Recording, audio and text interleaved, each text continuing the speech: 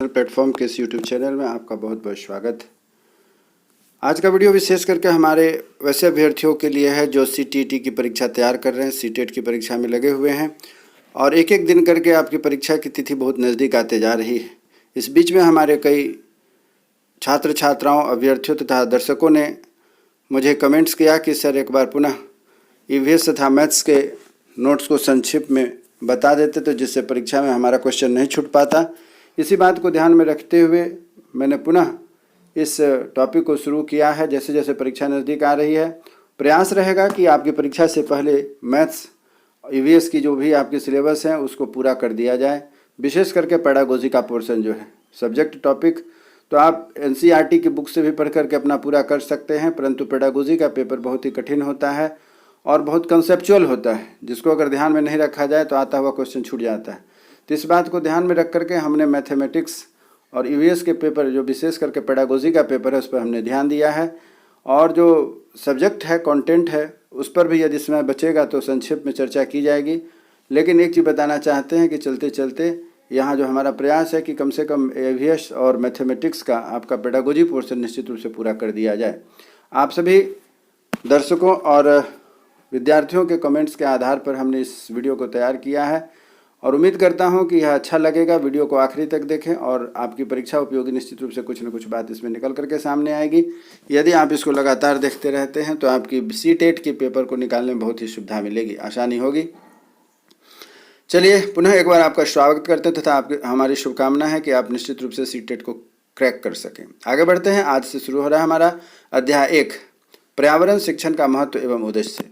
पर्यावरण किसे कहते हैं? तो पर्यावरण के बारे में आप यहाँ देख रहे हैं कि पर्यावरण के लिए हम आसपास के शब्द का भी प्रयोग करते हैं, अर्थात हमारे आसपास में दोनों तरह की वस्तुएं, तो सजीव और निर्जीव दोनों ही वस्तुएं होती हैं, इनको मिलाकर के ही पर्यावरण का निर्माण होता है। इसलिए कहा गया है कि पर्यावरण के लिए हम आसपास के शब्द का प्रयोग कर सकते हैं। परंतु यहाँ बात यह है कि 1975 में नेशनल करिकुलम कमेटी की सिफारिश थी कि पर्यावरण अध्ययन को प्राथमिक स्तर अर्थात प्राइमरी स्तर पर एक ही विषय के रूप में पढ़ाया जाए। यहाँ से आपका प्रश्न यह बनेगा कि इसकी शुरुआत अर्थात पर्यावरण अध्ययन की शुरुआत के बारे में कहाँ से और कब कैसे शुरुआत हुई। तो इसके लिए आपको याद रखना पड़ेगा कि 1975 में नेशनल करिकुलम कमेटी की बैठक हुई, जिसमें इस बात पर ध्यान दिया गया कि पर्यावरण अध्ययन को प्राथमिक स्तर पर ही एक विषय के रूप में पढ़ाया जाए। परंतु यह जा करके लागू कब हुआ? 1977 में लागू किया गया। उसके बाद बीच के बहुत सारे ऐसे अमेंडमेंट हुए हैं एनसीएफ तथा एनसीपी के द्वारा, लेकिन यहाँ पर हम लोग उसके बाद 2005 की चर्चा करते हैं। 2005 ने सिफारिश की, 2005 एनसीएफ ने सिफारिश की कि ईवीएस को पूरे प्राथमिक स्तर पर एक एकीकृत के रूप में पढ़ाया जाए, अर्थात इंटीग्रेटेड के रूप में पढ़ाया जाता है। आपसे प्रश्न पूछा जाएगा कि इंटीग्रेटेड ईवीएस की संकल्पना कब की गई, तो इसके लिए आपको याद रखना पड़ेगा एनसीएफ 2005 में प्राथमिक स्तर तक के इंटीग्रेटेड ईवीएस की जो संकल्पना थी उसको यहाँ पर लाया गया। चलिए आगे बढ़ते हैं कि पर्यावरण शिक्षण जो है उसका क्या महत्व है, क्या कारण है कि हम लोग पर्यावरण शिक्षण पर इतना ध्यान दे रहे हैं, जो कि हमारे लिए परीक्षा में बहुत ही महत्वपूर्ण पेपर हो गया। तो इसमें इसके महत्व का मुख्य कारण यह है कि कुछ न कुछ इसमें मुख्य बातें हैं। तो कौन कौन सी मुख्य बातें हैं जिनसे लेकर के हमें पर्यावरण पढ़ने की आवश्यकता हुई? तो आगे बढ़ते हैं। कहा जाता है कि हमें यह पर्यावरण की समस्याओं और उनके निदान तथा संरक्षण के बारे में सिखाता है। कौन? पर्यावरण। अर्थात पर्यावरण, और या यूँ कहें कि ईवीएस की परीक्षा को पेपर को आप पढ़ते हैं तो अभी आप देख लीजिए कि प्रकृति में किस तरीके की समस्या बनी हुई है, पानी को लेकर के, बेमौसम बरसात को लेकर के, या जो कुछ भी मौसम में परिवर्तन हो रहे हैं वह धरती पर रहने वाले जीव जंतुओं के लिए बहुत ही समस्या है। तो यह हम कहाँ पढ़ते हैं? ईवीएस के द्वारा। समस्याओं, उनका निदान और संरक्षण, उसका उपाय क्या होगा और उसका बचाव क्या होगा, इन सभी चीज़ों को हम पर्यावरण के माध्यम से पढ़ते हैं। इसीलिए कहा गया है कि पर्यावरण शिक्षण के महत्व हैं। अगला पॉइंट कहता है कि पर्यावरण को संतुलित कैसे रखा जाए, अर्थात जब असंतुलित हो जाएगी तो धरती पर रहने वाले जितने भी जीवित प्राणी हैं सबके लिए बहुत बड़ी समस्या खड़ी हो जाएगी, अस्तित्व की बात हो जाएगी, अर्थात यहाँ से जीव जितने भी जीवित प्राणी हैं सब लुप्त हो जाएंगे। तो इसलिए कहा गया पर्यावरण को संतुलित कैसे रखना है, इसमें पढ़ते हैं। नागरिक चेतना को बढ़ाती है, अर्थात नागरिकों के बीच में यह चेतना जागृत करती है, अवेयरनेस लाती है कि कैसे हमें पर्यावरण को ध्यान रखना चाहिए। हमारी सबसे प्रथम प्राथमिकता पर्यावरण होनी चाहिए, उसके बाद कोई और चीज़ है। पर्यावरण सुरक्षित रहेगा तभी हमारी अन्य सभी वस्तुएं जो हमारे जीवनोपयोगी है वह हमारे लिए साबित होगी, कारगर साबित होगी। अगला पॉइंट है कि पर्यावरण और मनुष्य की क्रियाओं के बीच का संबंध को दर्शाना। अर्थात पर्यावरण से मनुष्य को क्या हानियां हैं, क्या लाभ हैं, तथा मनुष्य किस प्रकार पर्यावरण को संरक्षण करके अपने आप को बचा सकता है, तथा पर्यावरण को यदि न रहे या पर्यावरण की सुरक्षा कैसे की जाए, इन सभी चीज़ों के बारे में मनुष्य के बीच में एक स्थापित करना संबंध, जिससे कि पर्यावरण और मनुष्य दोनों ही सुरक्षित रह सके। इन बातों को ध्यान करके रखा जाता है पर्यावरण अध्ययन में। और एक पॉइंट है कि हमें प्रदूषण एवं उससे जनित दुष्प्रभावों के विषय में भी पढ़ाया जाता है ईवीएस के द्वारा।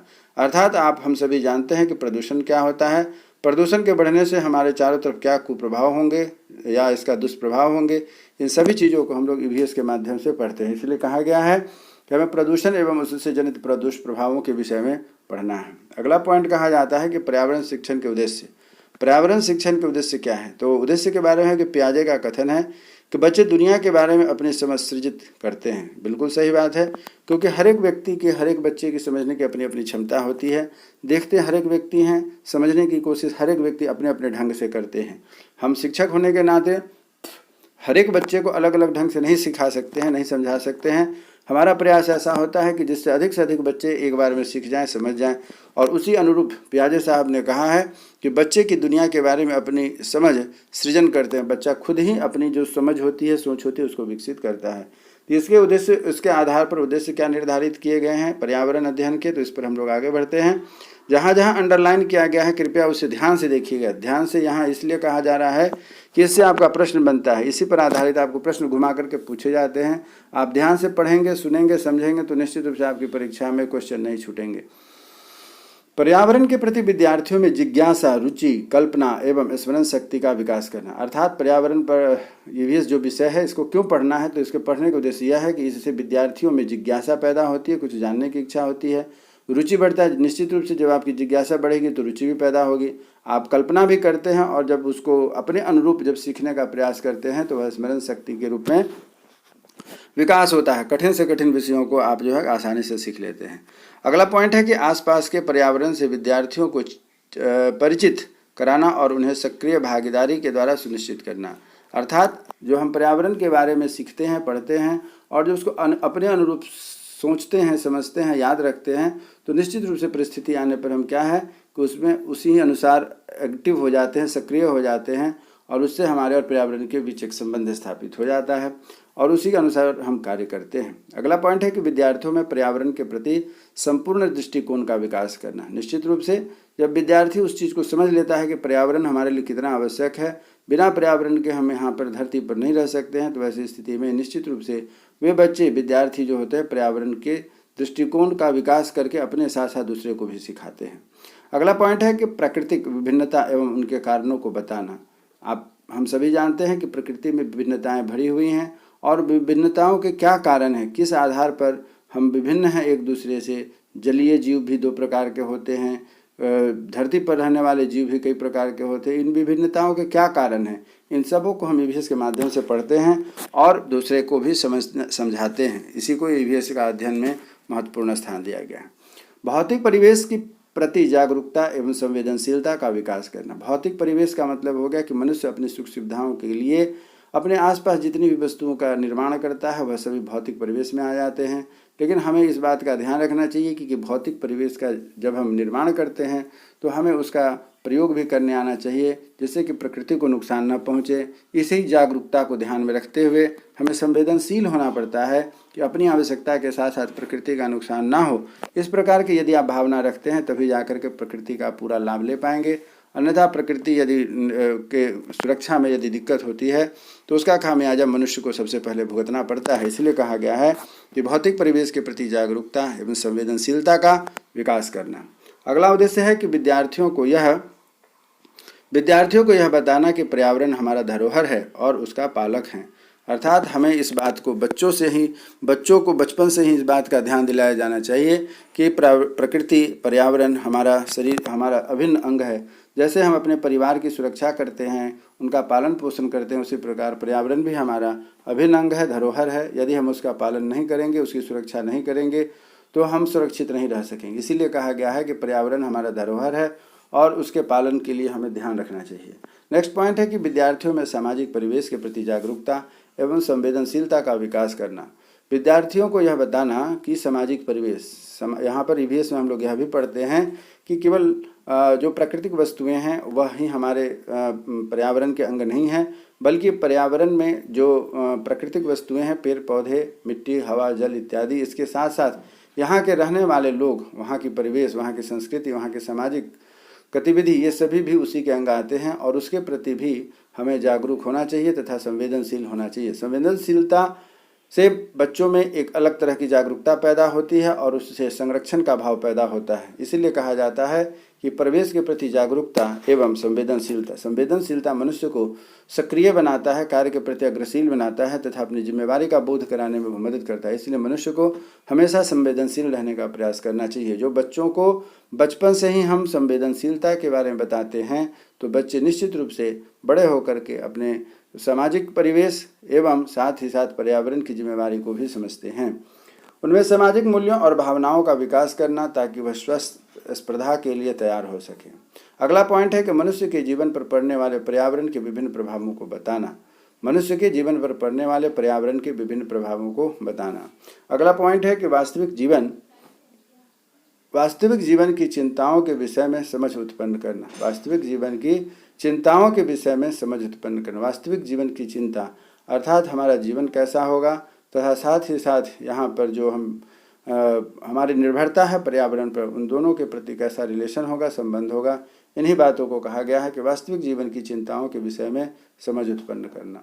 उसके बाद है विद्यार्थियों में एक अच्छे नागरिक के गुणों की भावनाओं का विकास करना। अच्छे नागरिक बनने के लिए बच्चों को बचपन से ही इस बात का अवगत कराना चाहिए कि एक अच्छे नागरिक के दायित्व क्या होते हैं, उनके गुण क्या होते हैं, तभी वह बच्चा जा करके एक अच्छा नागरिक बन सकेगा। इसीलिए कहा गया है विद्यार्थियों में शिक्षा के साथ साथ उनके अंदर अच्छे नागरिक होने के गुण की भावना का भी विकास हमें करना चाहिए।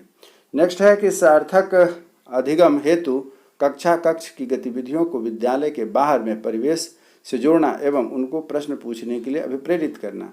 अर्थात यह हुआ कि बच्चे केवल किताबी ज्ञान या कक्षा के ज्ञान से ही उनका विकास नहीं हो सकता है, बल्कि उन्हें साथ साथ परिवेश से, पर्यावरण से भी जोड़ना आवश्यक होगा।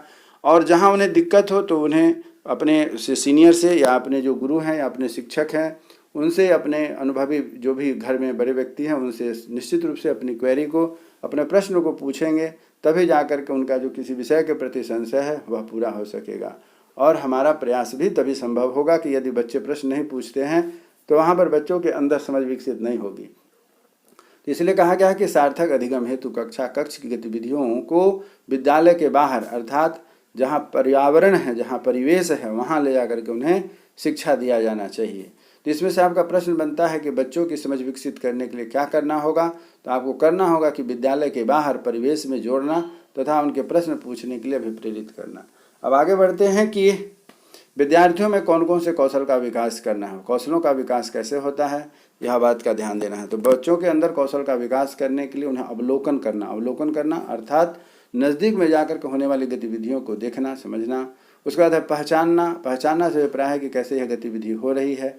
उसके बाद है जानकारी इकट्ठा करना अर्थात होने वाली जो गतिविधियां हैं प्रकृति में, पर्यावरण में, उन्हें कॉपी पेन के द्वारा के माध्यम से इकट्ठा करना, नोट करना, दर्ज करना और उसकी रिकॉर्ड भी तैयार करना।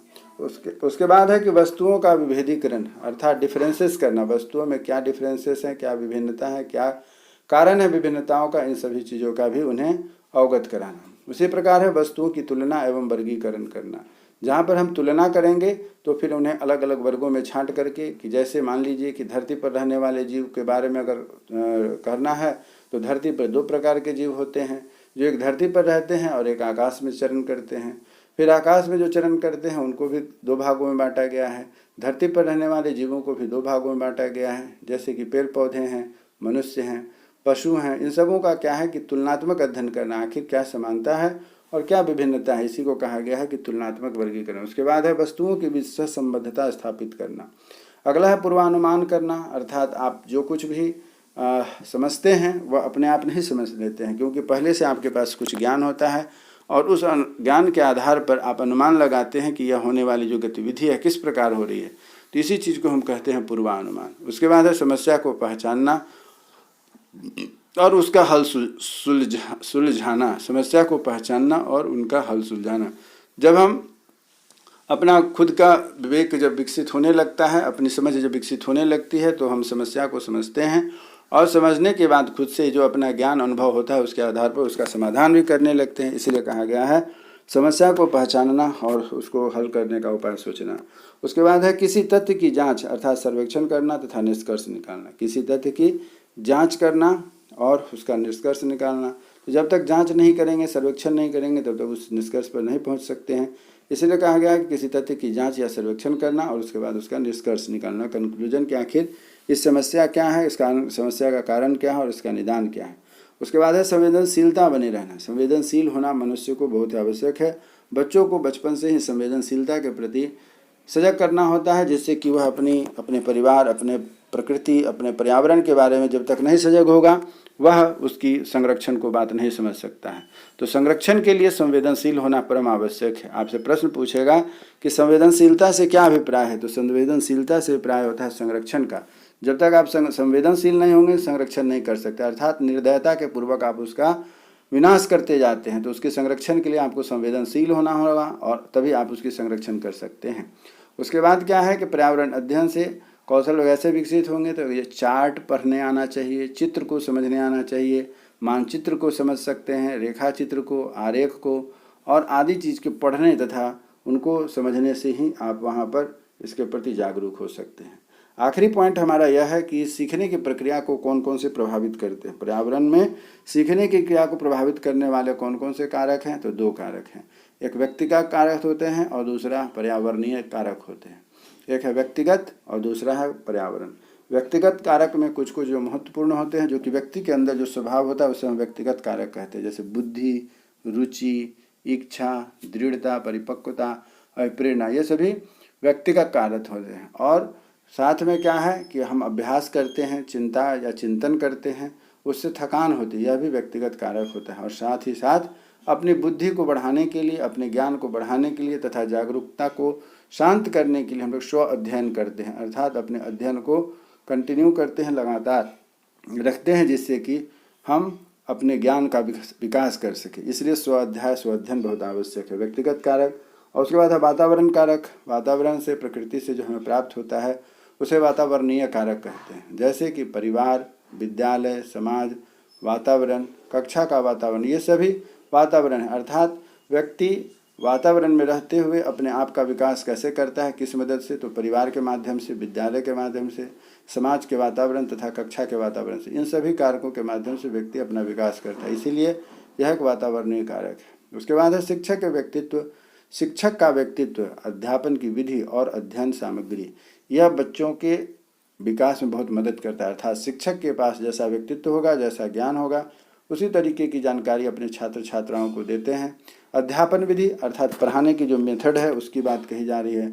और अध्ययन सामग्री अर्थात टीचिंग लर्निंग मटेरियल, बच्चों को समझाने के लिए हम जिन सामग्री का प्रयोग करते हैं उसे हम अध्ययन सामग्री कहते हैं। उसके बाद होता है विषय का स्तर, पुरस्कार एवं दंड। विषय का स्तर अर्थात जो विषय का हम ज्ञान दे रहे हैं जिन बच्चों का, उसका स्तर क्या है, उसकी उम्र क्या है, उसकी सीखने की क्षमता क्या है, उसी के अनुसार उसको ज्ञान दिया जाना चाहिए। उसके स्तर से नीचे या उसके स्तर से ऊपर की वस्तुओं का ज्ञान यदि हम देते हैं तो बच्चे नहीं समझ पाते हैं। और जिस तरीके का स्तर होता है उसी के अनुरूप उन्हें पुरस्कार और दंड भी दिया जाता है। तो इस प्रकार बच्चे वातावरणीय स्थिति के अनुसार अपने आप को तैयार करते हैं। और आखिरी है शिक्षा की गुणवत्ता अर्थात गुणवत्तापूर्ण शिक्षा कैसे देनी है, यह एक शिक्षक की जिम्मेवारी होती है। और उसमें वातावरण का भी बहुत महत्वपूर्ण स्थान होता है। वातावरण यदि सहयोग ना करे या वातावरण से आप जुड़ करके नहीं रहेंगे तो गुणवत्तापूर्ण शिक्षा आपको नहीं मिल सकेगी। अर्थात गुणवत्तापूर्ण शिक्षा देने के लिए वहाँ वातावरण बनाना पड़ता है, जिसके लिए आपको वहाँ पर शिक्षण सामग्री की आवश्यकता होती है, उपयुक्त शिक्षक की आवश्यकता होती है, और साथ ही साथ बहुत महत्वपूर्ण होता है वहाँ का जो वातावरण है अर्थात माहौल, वहाँ पर रहने वाले लोगों का माहौल। इन सभी बिंदुओं के साथ आज हमने अपना जो प्रथम अध्याय था उसको हमने पूरा किया, जिसमें आपने देखा कि पर्यावरण शिक्षण के महत्व और उद्देश्य क्या है। इस प्रकार हमारा यह टॉपिक पूरा होता है। उम्मीद करता हूँ कि आज का यह टॉपिक जो सीटेट की तैयारी करने में लगे अभ्यर्थी हैं उनको बहुत ही उपयोगी सिद्ध होगा। यदि आप इसको शुरू से आखिरी तक ध्यान से समझते हैं, अपनी तैयारी को बेहतर बना करके रखें। हमारी शुभकामना है कि आप निश्चित रूप से सफलता प्राप्त करेंगे। इसी उम्मीद के साथ हमारी आपकी मुलाकात फिर एक नए वीडियो में नए टॉपिक के साथ होगी। तब तक के लिए जय हिंद, जय भारत।